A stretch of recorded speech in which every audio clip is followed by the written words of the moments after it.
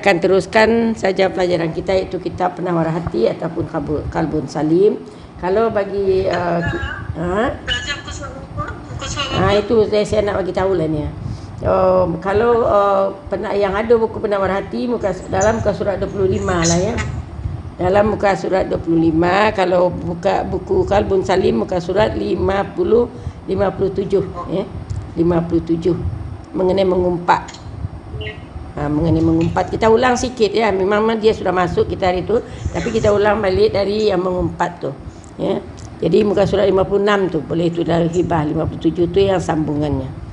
Okey, yang kedua mengumpat. Ini kesalahan yang dibuat oleh lidah kita. Yang pertama kazab ataupun berbohong. Sekarang ini mengumpat. Mengumpat ialah kamu menyebut suatu keburukan atau keaiban tentang orang lain di seberangnya, di belakangnya, yang jika dia mendengarnya dia akan membenciinya. Itu muka surat 50-56. Itu maksud daripada mengumpat. Kita sebut seseorang mengenai aibnya ataupun mengenai kekurangannya, dan dia tidak suka apa yang kita sebutkan itu. Tidak suka dia, maka itu namanya mengumpat. Okey, kemudian ia adalah haram mengikut ijma' ulama. Ya, dia haram mengikut ijma' ulama. Okay, kemudian mengikut Imam Al-Haddad. Imam Al-Haddad tu yang nombor 90 tu ya.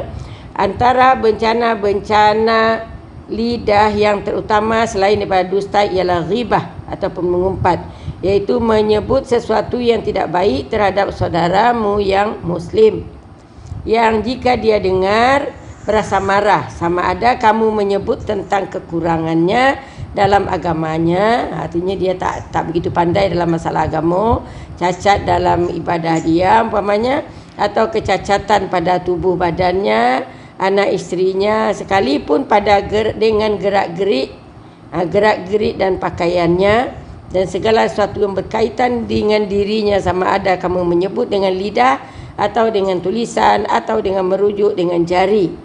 Demikianlah menurut pendapat kebanyakan ulama seperti Imam Al-Ghazali dan Imam Nawawi. Jadi apa saja yang kita sebutkan mengenai orang lain, mengenai saudara muslim kita, kekurangan dia baik dari segi dirinya, pakaiannya, agamanya, anak beranaknya, keluarganya, rumah tangga dia, kalau kita sebutkan dan dia tak suka mendengar, itu namanya sudah dinamakan sebagai ghibah. Jadi hukum ghibah ini adalah haram, itu mengikut ijma' atau menurut kesepakatan ulama. Baik kita ghibah dengan menyebut dengan mulut kita, atau menulis dengan tulisan kita, ataupun dengan isyarat, mana-mana aja ya, yang sampai menyakitkan hati dia.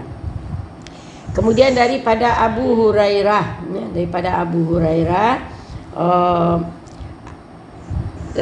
Sayyidina Abu Hurairah berkata, anna Rasulullah sallallahu alaihi wasallam qala, atadruna mal ghibah, tahukah kamu apakah yang dikatakan ghibah? Tahukah kamu apa yang dikatakan ghibah? Kata Rasul. Lalu mereka menjawab, sahabat-sahabat menjawab, Allahu wa rasuluhu a'lam. Biasanya kalau sahabat macam itulah jawapan dia ya. Macam itu jawapannya. Kalau ditanya, kalau dia tak tahu, dia katakan bukan kami tak tahu jawabnya, tapi jawabnya adalah Allah dan Rasul lah yang tahu. Kami tak tahu maksudnya. Jadi Allahu wa rasuluhu a'lam. Qala, berkata Rasulullah sallallahu alaihi wasallam, zikruka akhaka bima yakrah. Engkau sebutkan ataupun kata-kata engkau terhadap saudara engkau dengan apa yang dia tidak suka, apa yang dia benci. Itu dia. Bima yakrah, dengan apa yang dia benci. Faqil, maka berkata sahabat, dan dikatakan kepada Rasul, afara'aita, bagaimana pendapat engkau wahai Rasulullah, in kana fi akhi ma aqul, kalau benar apa yang aku cakapkan tadi. Saya cakap benar. Saya bagi tahu yang benar, bukannya saya nak mengada-ngadakan atau nak membohong-bohongkan, tapi mengatakannya benar. Menjawab Rasulullah, in kana fihi ma taqulu faqadir tabatahu. Kalau sekiranya benar apa yang kau cakapkan, itu namanya ghibah. bermakna engkau sudah mengumpat dia. Tetapi wa illam yakun, kalau sekiranya tidak benar yang kau cakapkan itu, fihi ma taqul faqad bahata, maka bermakna engkau sudah menfitnahnya. Jadi kalau yang dicakapkan benar namanya ghibah, tetap berdosa, dosanya dosa besar. Dan kalau umpamanya yang tak benar apa yang dicakapkan, maka itu namanya adalah fitnah. Fitnah ni ada hukumnya, hukum yang dera yang akan dibagi pada dia. Kalau memfitnah tu boleh sampai dia disobat sampai berapa puluh kali sobatan. Itu kalau orang yang memfitnah, ya. Jadi itulah hukum daripada kita mengatakan orang lain. Jadi kalau yang benar dikatakan tu namanya ghibah, iaitu mengumpat. Kalau tak benar namanya fitnah. Okey, kemudian daripada Sayyidina Abu Hurairah juga berkata, kullul muslim alal muslim haramun damuhu wa maluhu wa irduh. Setiap muslim terhadap muslim yang lain haram darahnya, artinya tak boleh membunuh. Kemudian haram hartanya, tak boleh mencurinya, merempaknya, mengambil hartanya secara tidak halal. Dan kemudian haram juga irduhu, kehormatannya. Jadi kalau mengatakan aib seseorang, maknanya kita merosak kehormatan dia, ya. Itulah haram hukumnya. Sekarang ni ada mengenai ulama ni. Jenis-jenis ulama. Atau di mana dimasukkannya jenis ulama di sini. Tapi kita kena ketahui jugalah. Kalau umpamanya kita termasuk orang yang alim, kita termasuk di mana? Apakah kita termasuk pada salah satu yang tak betulkah? Okey, 3 kumpulan ulama yang ada di muka bumi ini, ya. Di dunia ini ada 3 kumpulan atau jenis ulama, kata Imam Al-Ghazali dalam Ihya Ulumuddin, membahagikan ulama kepada 3 kumpulan mengikut kriteria masing-masing, iaitu yang pertama, imam muhlikun nafsahu wa ghairah wa hum al-musarrihuna bi talabid dunya al-muqbiluna 'alaiha. Yang pertama adalah ulama yang mencelakakan dirinya dan orang lain, ya. Mencelakakan dirinya dan orang lain. Mereka secara terang-terangan mencari dunia dan menerimanya. Dulu sudah ada diterangkan, ya. Dia ulama, dia tahu hukum, tahu segalanya, tapi tujuannya dalam segala aktiviti dia untuk mencari kehidupan dunia. Bagaimana nak mencari kekayaan dan harta. Itu dia bermakna merosakkan dirinya dan juga merosakkan orang lain, ya. Itu yang jenis yang pertama. Dan yang kedua, wa imma mus'idun nafsahu wa ghairah wa humud da'una ilallahi subhanahu wa ta'ala zahiran wa batinan. Dan adapun ulama yang kedua, dia menolong dirinya, mus'idun nafsah, dia membahagiakan dirinya dan juga membahagiakan orang lainnya. Wahum, dan mereka ini ad-da'una ilallah, mereka yang membawa ke jalan Allah, mencari untuk reda Allah, ya. Allah SWT zahiran wa batinan, baik secara zahir maupun di dalam hati dia. Dua-duanya dia memang ajak orang ke jalan Allah, baik di secara zahirnya dan juga hati dia. Dan tak adalah urusan yang lain tu, bukannya dia bekerja tu untuk harapkan pujian daripada orang, harapkan sanjungan, harapkan harta, tidak, tapi ikhlas kerana nak mencari reda daripada Allah. Inilah ulama yang betul, ya, iaitu ulama yang dia bahagiakan dirinya di dunia dan di akhirat kerana dia ikhlas dalam berbuat, dan kemudian dia juga membahagiakan orang lain. Itu jenis kedua. Dan jenis ketiga ini lain pula. Di depan baik tapi hatinya lain. Ada juga yang macam tu. Jadi kita kata adalah di antara keluarga kita yang jadi ustaz kah, jadi apakah, cuba ingatkan dia tentang niat untuk mengajar ataupun niat untuk apa sajalah aktiviti yang dia buat. Ingatkan, ya, jangan dia termasuk golongan yang tidak betul. Siapa dia yang ketiga tu? yang ketiga tu ya. Wa imma muhliku nafsahu mus'idun ghairah. Muhliku nafsahu mufsidun ghairah. Dan ada yang dia mencelakokan dirinya tetapi dia membahagiakan orang lain. Dia celakokan dirinya tapi dia bahagiakan orang lain. Dia ajak orang lain kepada jalan yang benar ya. Wa huwallazi yad'u ilal akhirah, dan dia ini adalah orang yang mengajak orang kepada akhirat. Kemudian waqad rafadat dunia, dan kemudian dia juga tidak mementingkan dunia. Dia nampak macam mementingkan akhirat. Baik secara zahir nampaknya, kemudian niatnya nampak macam itu. Tetapi waqasduhu fil batin qabulil khalqi wa iqamatil jah. Sedangkan hati dia ini adalah nak supaya orang dia menolak dunia pada zahirnya, tapi tujuannya supaya dia diterima oleh semua orang. Orang sayang dengan dia, tujuannya supaya orang menyayangi dia, orang menyanjung dia, orang memuji dia. Dan kemudian dia mendapat penghargaan daripada orang. Ini dia celakokan diri dia tetapi dia bahagiakan orang lain.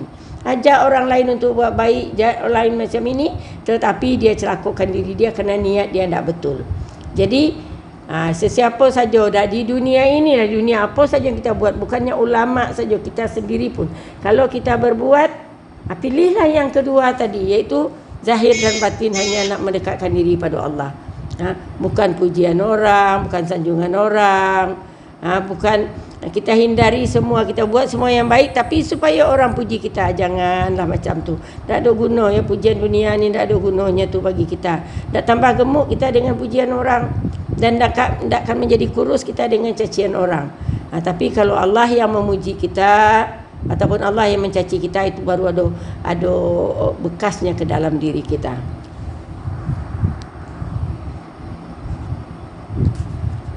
Sudah dia putri. Sekejap.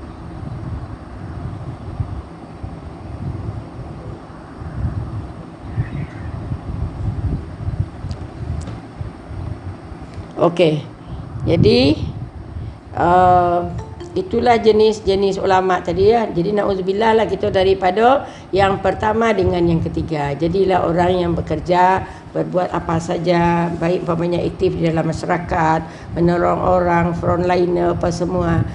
Usahakanlah. Sekarang banyak ni kesempatan untuk berbuat baik ya kepada para frontliner ataupun orang-orang yang mau bergiat untuk menolong orang-orang yang susah. Pada masa sekarang ini niatkanlah hanya kerana mencari reda daripada Allah, bukan nak belas kasih dari orang ataupun pujian daripada orang. Okey, sekarang Sayyidina Jabir bin Abdullah, Sayyidina Abu Sa'id Al-Khudri, keduanya berkata, iyyakum wal ghibah. Jauhilah oleh ghibah. Fa innal ghibah asyaddu minaz zina. Ini sudah ada kita bincangkan hari itu. Fa innal ghibah asyaddu minaz zina. Maka sesungguhnya ghibah itu lebih bersangatan daripada zina. Qilalah, dikatakan kepadanya, ini Rasul mengatakan, dikatakan atau ditanya kepada Rasul, kaifiyah Rasulullah, bagaimana? Kaifa, bagaimana? Maka dia lebih bersangatan atau lebih celaka daripada zina. Maka jawab daripada Rasul, innar rajula qad yazni, sesungguhnya seseorang kalau dia berzina, wa yatubu, dan dia pun bertaubat, fa yatubullahu alaihi, maka Allah pun terima taubatnya. Kerana kesalahan ini dengan Allah, kesalahan ini dengan Allah, jadi Allah terima taubatnya, dah selesai dah masalah dia. Tetapi kalau ghibah, kata dia, wa inna sahibal ghibah la yughfaru lahu hatta yaghfira lahu sahibuh. Orang sahibul ghibah tidak akan diampunkan sampai orang yang dighibahnya memaafkannya. Jadi sampai orang yang kita ghibah memaafkan kita. Macam manalah orang tu nak memaafkan kita? Nak pergi datang pada dia nak minta maafkah kita dah menghibah dia? Mampukah kita nak datang ke rumah dia, minta maaf, saya dah buat macam ini, cakapkan engkau macam ini, macam itu? Rasanya tak akan mampu pula kita bercakap, mengakui kesalahan kita tu ya. Kalau kita akui kesalahan kita, dia terima tak maaf kita? Dia terima tak maaf kita? Oh, mungkin akan terjadi pergaduhan. Oh, kau cakap aku macam itu, terjadi pergaduhan jadinya.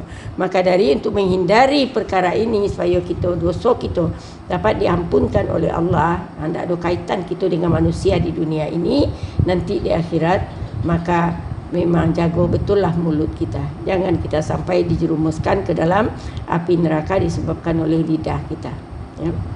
Kerana ramai orang masuk neraka kerana lidah dia, ya. Kerana lidah dia masuk neraka.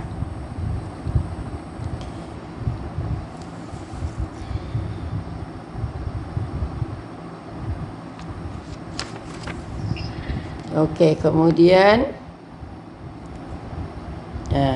dalam hadis lain disebutkan siksaan untuk orang yang mengumpat. Apa siksaan untuk orang yang mengumpat? Lama urija bi marartu bi qaumin lahum azfarum min muhas yakhmishuna. Itu muka surat 60 ya. Kalau di sini tidak ada mungkin. Dengar je, kalau tidak ada tu dengar je, ya. Lamma urija bi marartu bi qaumin lahum azfarum min nuhas yakhmishuna wujuhahum wa sudurahum faqultu man haula'i ya Jibril?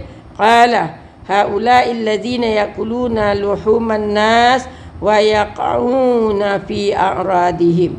Jadi ketika Isra dan Mi'raj, ya. Ketika Isra dan Mi'raj, Nabi lalu, ketika aku dinaikkan ke langit, kata Rasul, urija, aku dimi'rajkan ke langit, aku melalui satu kaum.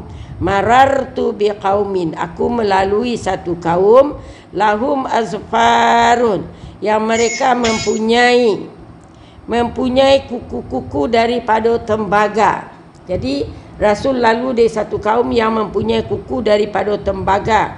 Mereka mencakar-cakar muka dan dada mereka, ya.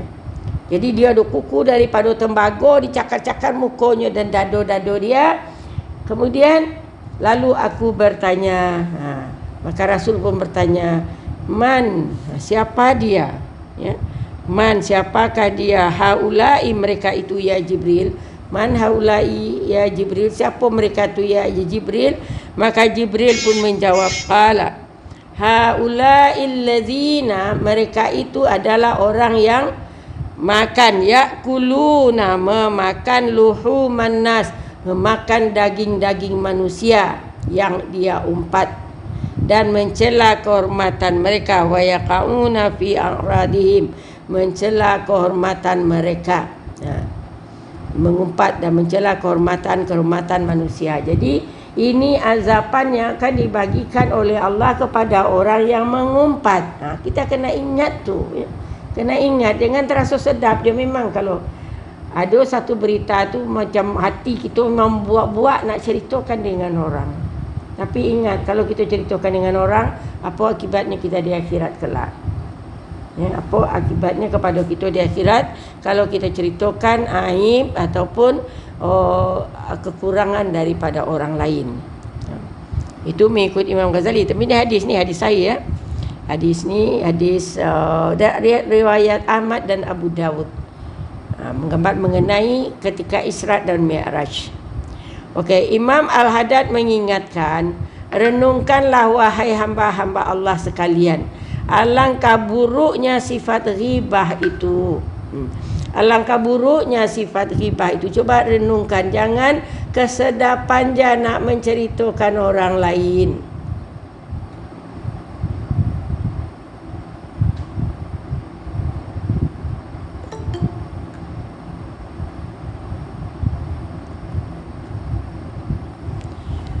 Alangkah buruknya sifat ghibah itu, orang yang mengumpat orang lain. Tetapi malangnya perkara ini mudah sekali menimpa manusia, kecuali orang yang mendapat rahmat daripada Allah, dan mereka itu amat sedikit sekali.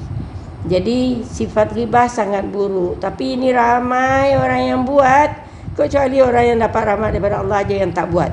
Okey. Seterusnya beliau berkata lagi, apabila kamu mendapati sesuatu kecacatan atau kekurangan atau keaiban pada diri seorang Muslim, dan kamu berasa wajib untuk membetulkannya, maka mula-mula hendaklah kamu mengingatkannya dengan memberi nasihat ketika kamu bersamanya sendirian.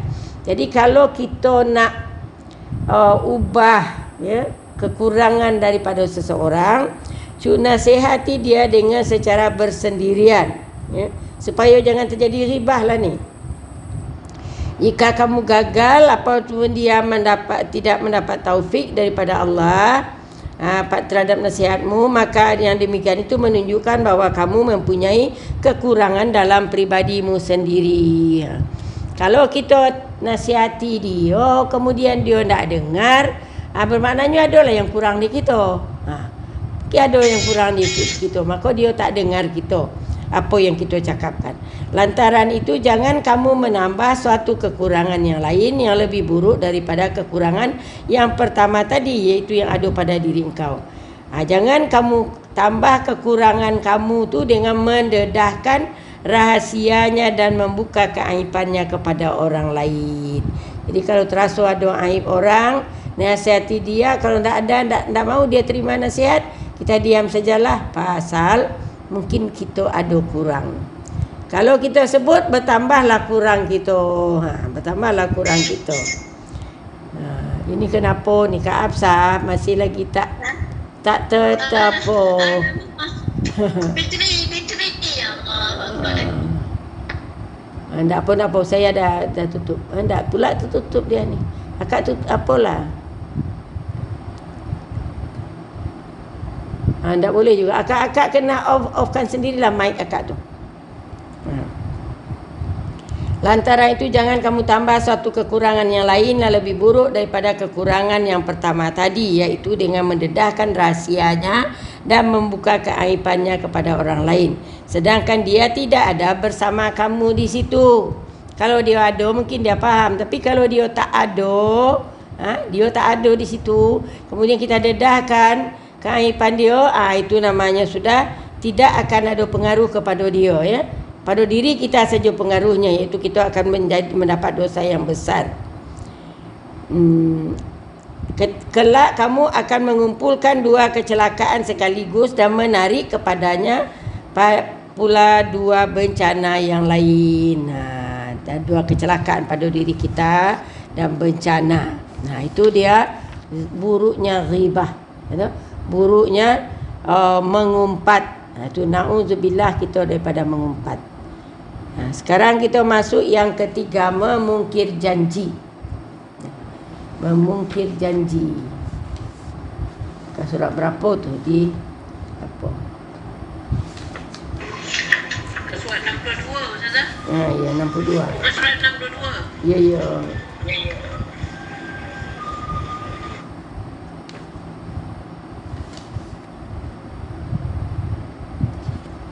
Okey, sekarang ni kita terus dengan memungkir janji. Nanti mengadu domba tu lain lagi kan, mengadu domba tu namimah. Okey, mungkir janji ia adalah salah satu tanda orang munafik. Mungkir janji adalah ayatul munafik salasah. Tanda-tanda orang munafik tu ada 3. Ini dalam ayat ni, dalam hadis ni.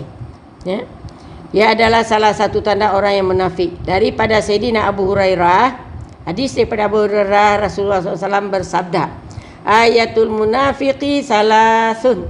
Tanda-tanda orang munafik tu ada 3. Cuba tengok, adakah kita termasuk daripada yang 3 tu? Yang pertama, idza haddasa kadzaba. Kalau bercakap dia bohong. Kita dah bahas mengenai bohong. Wa idza wa'ada akhlafa. Kalau dia berjanji, dia mungkir. Kalau berjanji, dia mungkir. Itu tanda munafik. Wa idza tumina khana. Kalau dia diberi kepercayaan, dia khianat. Berjanji dia nak datang, tapi dia nak datang. Yang kita banyak betul janji kita ni, mungkinnya dari segi janji masuk. Janji masuk banyak betul yang mungkir. Kita katakan janji titian biasa lapuk, kata kita. Janji biasa mungkir. Itu kata kita, pepatah kita. pepatah yang sangat salah. Yang salah ya, bukan biasa, patutnya binasa. Titian binasa lapuk. Kalau dah lapuk dia akan jadi binasa. Janji binasa mungkir. Kalau mungkir dia akan jadi binasa. Membinasakan diri kita. Ini janji masuk ya. Kalau Melayu memang masuknya jam 3 jadi jam 4. Ini ya anak saya dia apa? Dia selalu orang datang nak ambil order kek dengan dia apa semua. Janji inilah yang dia memang geram betul dengan orang berjanji yang tak mungkin, tak menepati janji. Janji jam 3 nak ambil, lah jam 5.30 baru dia ambil. Orang menunggu lama-lama. Ya. Orang menunggu lama, orang menunggu janji kita tu. Bukannya dia boleh senang, dia nak pergi mana-mana tak jadi kerana dia sangka kita nak datang. Dia nak salat pun dia tak sempat, takut kalau kita datang dia sedang salat. Macam itulah. Ya, tapi ramai yang berbuat macam tu. Kalau ditegur, dia cakap Allah tak izin. Ada pula cakap Allah tak izin dia datang jam sekian. Aduhkah Allah yang dipersalahkan. Ini dapat teori orang-orang Arab cakap tu, kalau dia mungkin janji, ditanya kenapa, Allah ghalib katanya. Allah yang menang, aku tak menang kata dia. Kalau umpamanya kita nak mungkin janji, nak tak sempat, bagi tahu. Maaf ya, saya lambat mungkin. Saya baru macam ini. Tak apa ni, tak ada. Orang menunggu. Jadi ini mungkin janji salah satu sifat daripada orang munafik. Dia dalam ayat baik nyatakan walas demi masa, sungguhnya manusia dalam keadaan merugi. Itu masa rugi terus. Lebih lagi mana disuruh ini tepati masa tu, tapi ini kita tak buat. Ya. Kemudian yang keempat bertengkar. Jadi mengenai mungkin janji itu sikit je dia bagi huraian.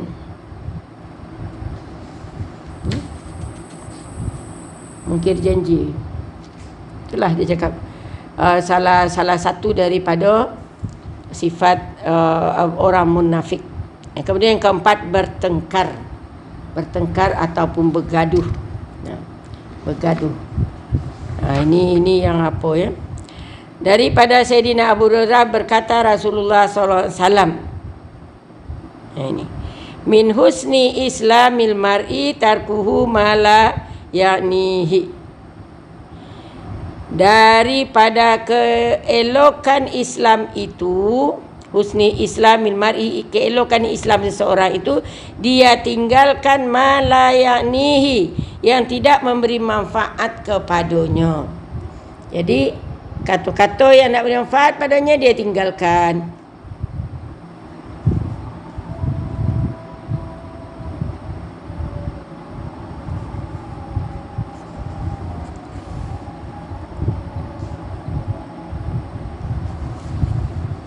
Azan kita bagi apa kan untuk azan sekejap.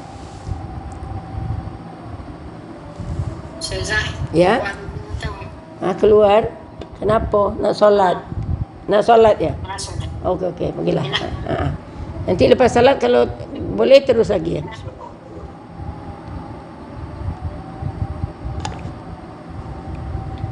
Dah, Allah.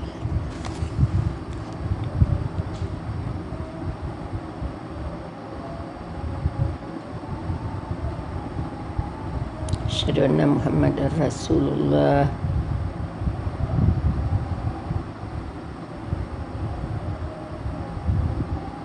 Asyhadu anna Muhammadar Rasulullah.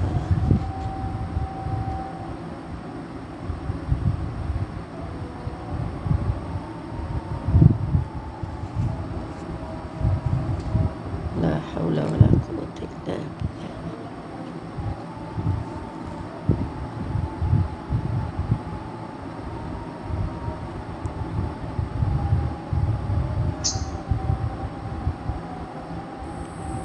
La haula wala quwwata illa billah.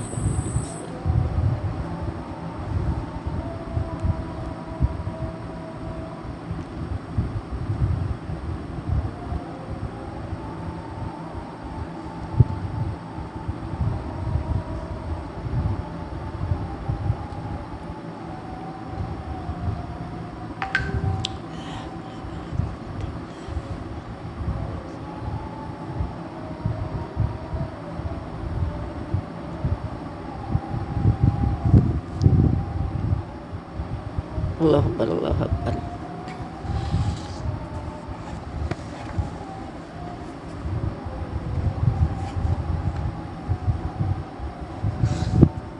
La ilaha illallah Muhammadur Rasulullah sallallahu alaihi wasallam. Allahumma rabb hadhihi da'wati tammah was-salatil qa'imah ati Muhammadanil wasilata wal fadilah wa ba'su maqaman mahmudan alladzi ba'ta innaka la tukhliful mi'ad. Okey, kita teruskan, iaitu bertengkar dan berkata-kata sesuatu yang tidak ada manfaatnya. Berkata-kata yang tidak ada manfaatnya atau bergaduh, ya, bertegang leher atau bertengkar. Daripada Sayyidina Abu Hurairah berkata, Rasulullah sallallahu alaihi wasallam bersabda, baginda bersabda, min husni islamil mar'i tarkuhu ma la ya'nihi. Tanda-tanda daripada kebaikan Islam seseorang itu, ia tinggalkan apa yang tidak memberi manfaat kepadanya. Ya. Apa yang tak memberi manfaat kepadanya dia tak buat. Dia tak mau nak bertengkar dengan orang. Kalau orang tu tak akui, pokoknya dia katakan sesuatu pada orang tu, kemudian orang tu tak akui, maka dia pun biar je. Dia tak akan layan orang kalau nak bergaduh dengan dia. Ya. Kemudian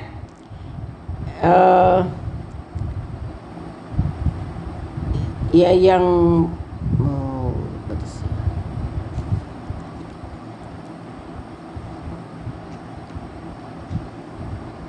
mengadu domba. Ini pendek-pendek je dia apa kan. Kita tengok di buku yang ni, Penawar Hati.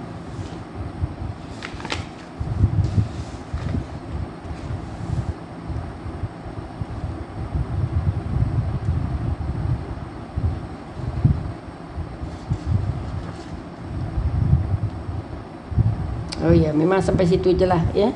Tak banyak uraiannya. Yang jelasnya kalau sesuatu dia tinggalkan dirinya untuk bertengkar, kerana nanti untuk pertengkaran tu akan dibincangkan lagi di dalam sifat-sifat yang tak baik, ya. Jadi sekarang ni dia secara ringkas saja dia. Di antara kesalahan yang dibuat oleh lidah dialah suka bertengkar. Maka orang yang baik adalah orang yang meninggalkan pertengkaran, ya. Dia tinggalkan apa yang tidak memberi manfaat kepada dirinya. Nah, itu dia, ya. Sekarang ni kita terus kepada teruskan mengadu domba atau menghasut, namimah itu menghasut ataupun mengadu domba. Daripada Sayyidina Huzaifah bin Yaman berkata, Rasulullah SAW bersabda dia, la yadkhulul jannah namam, tak masuk ke dalam surga orang yang mengadu domba. Namam, berjalan mengadu domba, tak masuk dalam surga. Karena pernah sekali Rasulullah berjalan bersama dengan para sahabat melalui satu kubur. Kemudian Rasulullah berhenti, maka di sana dia ambil ada 3 kubur. Kata Rasul, ni tiga kubur ini sedang diazab. Di antaranya satu diazab disebabkan dia kencing berdiri, ya, kencing, ya, tak cebok, kencing tak cebok. Maka Rasulullah ambil pelepah kurma ditancap di sana. Dan kemudian yang seorang lagi dia Yamshi bin Namam, iaitu dia mengadu domba. Orang mengadu domba di kubur pun sudah diazab dia, ya, diazab dia di kubur dia. Dan dia akan masuk surga. Ini Rasul mengatakan la yadkhulul jannah an-namam. Tak masuk surga orang yang mengadu domba. Seorang muhaddisin, ulum mufassir dan ulama besar memiliki beberapa karya sunnah tafsir. Sulaiman bin Daud mengatakan, iyyaka wan namimah fa innaha ahadum minas saif. Kamu jauhilah an-namimah, iaitu mengadu domba. Fa innaha, sesungguhnya mengadu domba itu adalah salah satu daripada pedang. Salah satu pedang yang boleh membunuh orang, yang boleh memarakkan permusuhan. Mengadu domba tadi. Itu di dalam hadis. Jadi ada yang dikemukakan di sini, ada 2 hadis mengenai namam. Satu, la yadkhulul jannah namam. Yang kedua, iyyakum wan namimah fa innaha ahadum minas saif. Dua hadis yang menyatakan, yang ditulis di sini dua hadis mengenai namimah. Dan kemudian di dalam ayat Al-Quran, jadi maknanya sudah ada ni ancaman dari dalam ayat Al-Quran orang yang namimah. Apa dia? Allah berfirman di dalam surah Al-Qalam ayat 10 sampai ayat 13. A'udzubillahi minasyaitonirrajim. Wala tuti' kulla halafim mahin hammazim masya'im binamim manna'in lil khair mu'tadin asim utullim ba'da zalika zanim. Wala tuti', jangan kamu ikuti, kulla, setiap, halafim mahin, kemahuan orang yang selalu bersumpah. Kulla halaf, yang sikit-sikit sumpah, demi Allah sikit bersumpah. Tandanya kalau orang bersumpah tu tanda dia pembohong. Dia yakin bahawa orang tak percaya dengan dia, maka dia bersumpah. Tu tanda kalau orang selalu bersumpah, yakinlah bahawa dia tu suka berbohong, ya? Kerana dia tahu orang tak percaya dengan dia. Kemudian mahin, dia lagi suka menghina. Jadi jangan ikut itu, kata Allah. Hammazim masya'im bin namim, orang yang suka mencaci. Hammaz, suka mencaci. Masya'im bin namim, dan orang yang berjalan menyebarkan fitnah. Jauhilah, jangan ikut, kata Allah. Manna'in lil khair, orang yang menghalang orang untuk melakukan kebaikan, kebaikan dari segi agama. Kemudian mu'tadin asim, lagi sangat-sangat berdosa. Mu'tad, berlebihan, asim dalam dosa. Utullin ba'da zalika zanim, yang jahat lagi kejam sesudah itu, yang terkenal jahatnya. Itu jangan diikut orang macam tu, ya? Jangan diikut orang yang suka menamim tu, yang mengadu domba. Diancam oleh Allah orang yang mengadu domba tadi. Jangan diikut dia. Kemudian Sayyidina Ibnu Abbas berkata, marra Rasulullah. Ini dia cerita orang yang dua kubur rupanya, bukan tiga, ya. Marra Rasulullah SAW alaihi was ala kabrain. Telah lalu Rasulullah SAW pada dua kubur. Faqala, maka dia bersabda kepada sahabat, innahuma la yu'adzibani, kedua-dua kubur ini sedang diazab. Wa ma yu'adzibani fi kabir, ya. Wa ma yu'adzibani fi kabir, dan bukanlah keduanya disiksa kerana perkara yang besar, bukan disebabkan yang besar. Amma hadza fakana la yastatiru min bulihi, bukan hal yang berat-berat dia disiksa, tapi satu ada kena perkara kecil, kerana dia selalu dia buang air tidak menutup auratnya ketika buang air kecil. Dan la yastatiru min baulihi, dia tidak tutup auratnya ketika dia buang air kecil, ataupun dia tak cebok lah. Biasanya dengan tak cebok, sudah dia biasanya lelaki lah yang buat macam ni. Kadang perempuan ada juga, ya, ada juga perempuan buat tu. Kemudian wa amma hadza, maka ada pun yang ini adalah yamshi bin namimah, orang yang berjalan dengan mengumpat orang. Diazab, dia dikubur, ya. Kemudian Huzaifah berkata lagi, kata Rasulullah, la yadkhulul jannah qattat. Qattat itu maknanya orang mengadu domba, tidak masuk surga. Jadi ancaman yang dibagi, tak masuk surga. Orang yang mengadu domba takkan dimasukkan ke dalam surga, ya. Tidak dimasukkan ke dalam surga orang yang mengadu domba. Panjang ni mengenai mengadu domba ni, panjang ceritanya. Nanti baru pada khianat. Jadi bagaimana, nak diteruskan? Nak diteruskan kah mengenai mengadu domba ni? Kita habiskan. Teruskanlah sampai habiskan mengadu domba, ya. Okey. Jadi kita sekarang ni kita dah tutup, ya. Kita sekarang ni belajar ini bukan nak tuduh orang, ya. Bukan nak cari kesalahan orang, tapi cari kesalahan di diri kita, ya. Cari kesalahan diri kita. Adakah kita mempunyai sifat-sifat yang macam tu? Karena ini yang akan menjadi kita tidak dimasukkan ke dalam surga. Jangan sampai kita mengadu domba orang. Kadang kita rasa benda tu tak perkara remeh saja, tetapi sebenarnya benda-benda yang boleh menjadikan kita tidak dapat dimasukkan ke surga. Okey, jadi Rasulullah SAW bersabda, syiraru ibadillahil al-masya'una bin namimah.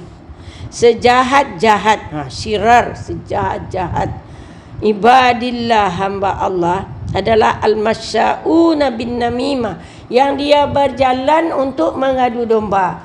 Mengadu domba ni bukan dia pergi ke satu rumah je dah. Kalau ada dua orang bermusuh, dia pergi ke rumah dua-dua orang tu.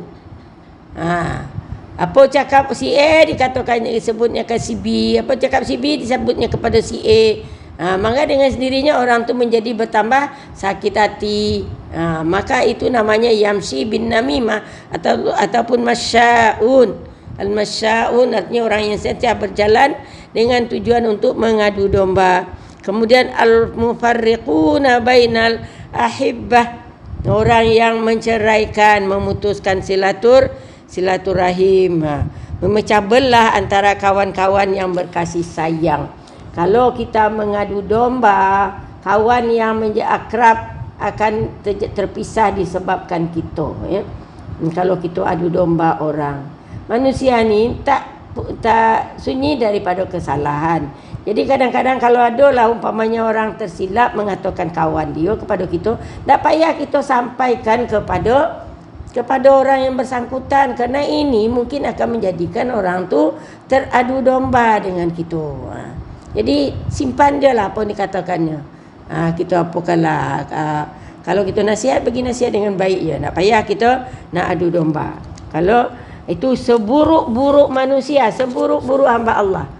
Rasul mengatakan hamba Allah yang paling buruk adalah orang yang suka mengadu domba dan memutuskan ataupun yang pelago-lagokan orang. Mufarriquna bainan nas, iaitu memecah belahkan orang yang berkasih sayang. Kadang-kadang kita orang adik-beradik kita kasih pecah. Orang yang berkawan rapat, kadang-kadang kita jadikan dia berpisah, kita jadikan dia bermusuhan. Sebabnya lidah kita. Suami isteri kadang-kadang jadi bergaduh kerana kita, sebabnya lidah kita. Kadang satu kata je kita cakap akan menjadi penyebab daripada pergaduhan seseorang. Jadi na'udzubillah, ataupun jauhkan betullah diri kita daripada mengadu domba. Dan orang yang mengadu domba adalah seburuk-buruk manusia pada hari kiamat. Mukanya pun nanti akan menjadi buruk. Macam mana keadaannya tu? Tajidu man sarran nasi yaumal qiyamah indallah zal wajhain allazi yati haula'i biwajhi wa haula'i biwajhi. Engkau akan dapati man orang sarran nas, seburuk-buruk manusia yaumul qiyamah, di hari kiamat, di sisi Allah adalah zal wajhain. Maksud talam dua muka lah kita cakap, talam dua muka. Kamu akan mendapati seburuk-buruk manusia pada hari kiamat di sisi Allah, iaitu orang yang mempunyai dua wajah. Di dunia disebut talam dua muka, tapi di akhirat memang dia ada dua muka dia. Memang akan ada dua wajah dia. Dia datang kepada satu kumpulan dengan wajah yang satu, dan datang lagi kepada kumpulan yang lain dengan wajah yang berbeza. Kau akan dapati mukanya jahat, buruk nanti di akhirat. Dua muka dia, satu pergi ke orang ini dengan muka macam di dunia dia buatlah. Dalam dua muka, dia baik dengan orang ini, dia baik dengan orang ini untuk mengadu domba orang tadi. Jadi na'udzubillah lah kita daripada sifat talam dua muka ataupun mengadu domba. Jadi mengadu domba, kemudian mengumpat, kemudian namimah, dan kemudian apa lagi? Memecah belahkan dua orang yang bersaudara. Para ulama bersepakat ataupun ittifaq bahawa mengadu domba adalah berdosa. Mengadu domba ialah menyebut apa yang diberitahu oleh orang lain kepada orang lain pula dengan niat untuk mengeruhkan hubungan mereka antara mereka, dan dengan niat supaya mereka berkelahi. Apa yang disebutkan oleh kawan kita, kita sebutkan kepada dia. Tapi kalau niat kita baik, niat kita baik, mungkin ada juga dimaafkannya. Macam saya lah dulu waktu saya sekolah, saya satu asrama dengan kakak saya. Kakak saya namanya Murniati, nama saya Masdiati. Jadi saya ni kadang-kadang memang nakal jugalah. Saya suka melawan dengan kakak. Kalau kakak nasihati, saya tak nak. Saya tak mau dinasihati oleh kakak saya. Maka kemudian ada orang datang, Mai, kata dia, cubalah dengar cakap Nini tu. Nini tu kan kakak Mai. Sedih hati dia. Dia cakap dengan akak, sedihnya lagi hati ni si Mai tak mau dengar nasihat ni, katanya.